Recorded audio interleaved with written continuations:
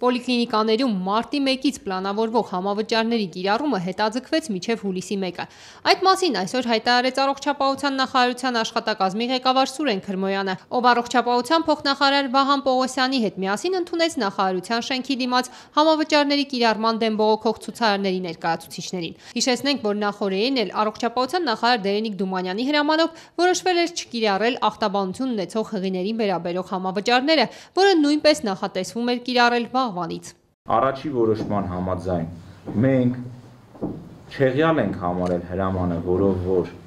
կիրառվելու է համավճար հղիության ախտաբանության հետ կապված, որոշում ենք ընդունել ոչ թե հետաձգել,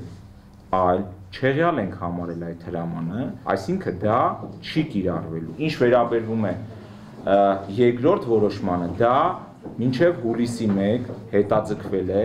համավճարի կիրառումը ամբուլատոր պոլիկլինիկական հաստատությունների կողմից։ Առողջապահության նախարարությունը իր կայքում նշում է, որ համավճարները չեն կիրառվելու, քանի որ դրանց ներդրման մեխանիզմների հստակեցման անհրաժեշտություն կա։ Հարցին, թե այդ մեխանիզմները հստակեցնելուց հետո հնարավոր է, որ ախտաբանություն ունեցող հղիների մասով կրկին որոշում կայացվի համավճարների վերաբերյալ։ Երբ որ կհստակեցվեն մեխանիզմները, երբ որ լիարժեք կլինի, երբ որ մենք ավելի խորը կուսումնասիրենք, ապա կանդրադառնանք այդ հարցին։ Վահան Պողոսյանը նաև ասաց, թե համոզված է, որ հղիները հիվանդանոցում հայտնվելիս ոչ պաշտոնապես վճարում են բուժանձնակազմին եւ համավճարներ կիրառելու որոշումները ընդունվել էին ստվերի դեմ պայքարի համար։ Փոխնախարարի հայտարարությունը այս որոշումների դեմ պայքարողների զայրույթը առաջացրեց։ Նրանք խորհուրդ տվեցին ստվերի ու կոռուպցիայի դեմ պայքարի այլ մեխանիզմներ գտնել ու չմտնել քաղաքացիների գրպանը։ Մտածել եք ինչ անենք, որ մենք հոգ ենք իրացի։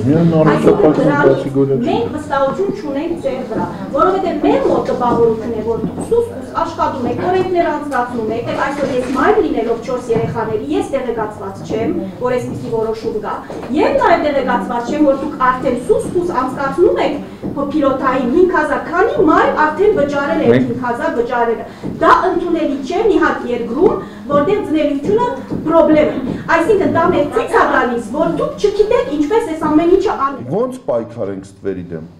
Ինչ գործիքներով, կարող եք ասել։ Ստվերը ինչ է։ Ստվերը ոչ պաշտոնապես վճարումներ է։ Մենք ուզում ենք պաշտոնապես սարքենք այդ վճարումները։ Եթե մարդը գնում է մի բուժ հիմնարկ, ինչ որ մի ժամի, ինչ որ մի գիշեր վճար անում, ոնց պայքարենք դրա դեմ։ Ու վճարում անում բուժաշխատողին։ Հասկողությունը ստացկացնելու փոխարեն դուք